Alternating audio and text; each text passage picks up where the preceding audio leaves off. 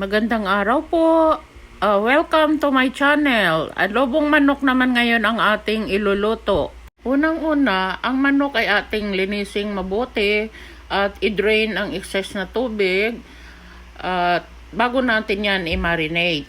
Lagyan natin yan ng pamintang durog, oyster sauce, toyo, para yan ang ating ipang babad dito sa manok ng mga 30 minutes.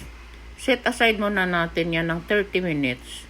Pero atin mong haluing mabuti para ma-absorb ng manok ang lahat ng mga ingredients na ating hinalo.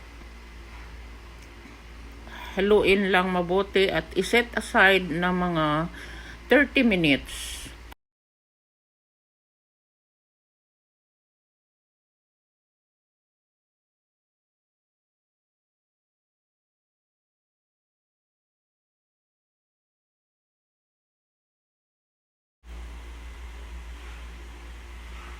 Habang minamarinate natin ang manok, ay i-prepare naman natin ang kanyang manggisang sangkap.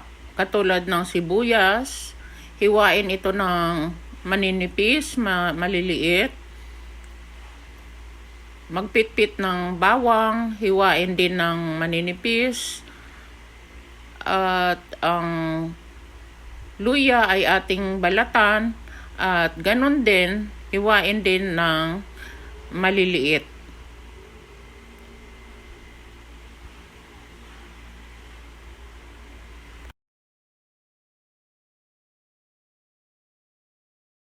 Bawang ay akin mo nang pinipit-pit yan bago balatan. Mas madali kasing balatan pag napitpit na at mas madali ding hiwain.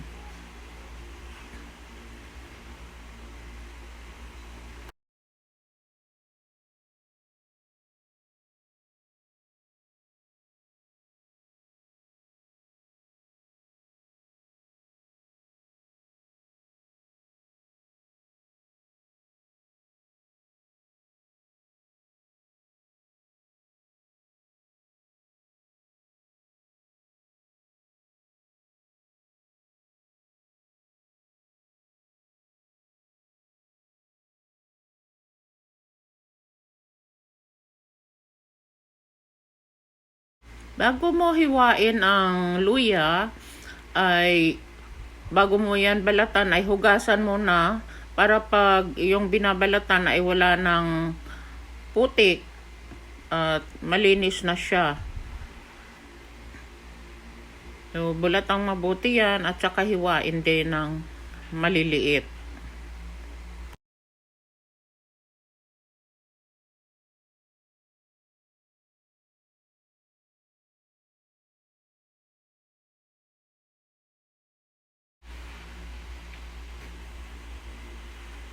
At ayan, ready na ang ating mga panggisa. At meron din tayong siling haba, chicken cubes, at pineapple tidbits. So, after 30 minutes, ay igisa na natin ang bawang, sibuyas, sa mainit na kawali na may mantika. Kailangan mainit na mainit ang mantika bago natin ihulog ang bawang. Atin mo nang igisa ang bawang ng mga 30 seconds or more than lang na medyo pumula-pula. Saka natin isama yung luya. Ganito ako maggisa ng mga sahog, yung hindi ko pinagsabay-sabay, pinagsusunod-sunod ko sila. At ayan, pag tapos ng luya ay atin namang isunod yung sibuyas. Hindi ako naglalagay ng kamatis pag adobo kasi meron namang suka.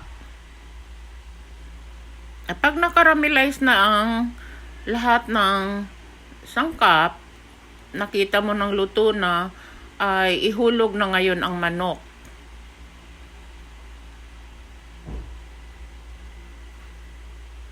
Yung karne lang muna, hindi yung kanyang marinade sauce. Mamaya na natin ihulog yan. Kailangan karne muna para maigisa at lumabas ang kanyang katas. Saka na natin ihulog ang kanyang sauce, yung naiwan na sauce.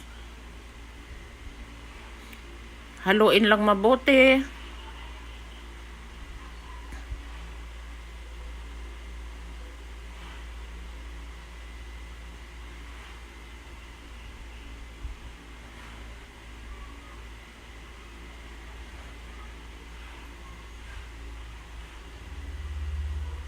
Haluin mabuti para ma-absorb ng manok ang lahat ng mga sangkap.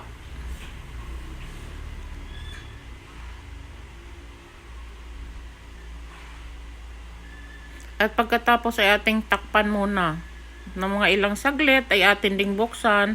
At ayan, lumabas na ang katas ng manok.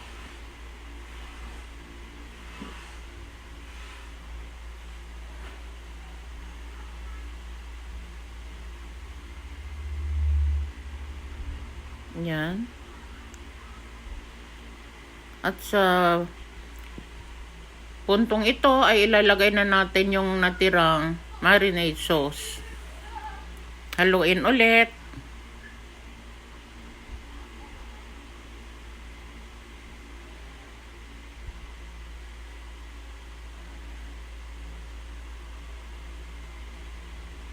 Haluin mabuti para ma-absorb din ng manok ang alat doon sa ating sauce.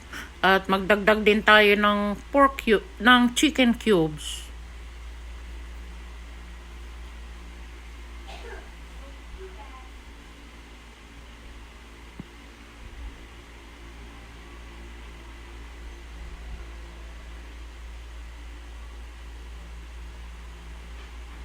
Atin munang takpan at makailang saglit din ay atin din niyang titingnan.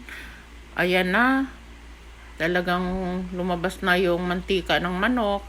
At sa puntong ito ay pwede na tayong magdagdag ng tubig para lalong maluto ang manok.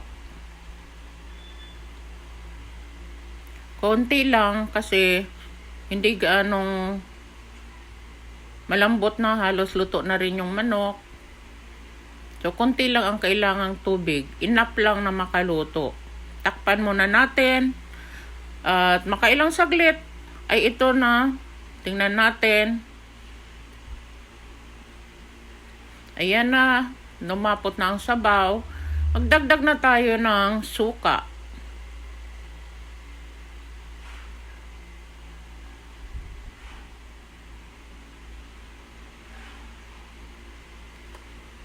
Hindi agad-agad ako naglalagay ng suka kasi pag nilagyan mo agad yon ng bago pa maluto yung manok ay matigas ang manok. At ayan, luto na ang manok kaya maghalo na natin yung pineapple tidbits. At pati na rin yung siling haba. Ilang saglit lang yan, 1 minute na pagpapakulo niyan kasama ang pineapple tidbits ay luto na ang ating adobo. Masarap po yan. Maraming salamat po sa panonood ninyo. At huwag nyo kalimutan po i-click yung subscribe or follow. Maraming salamat. Sana ay nag-enjoy kayo sa panonood ng video ko. Hanggang sa muli po.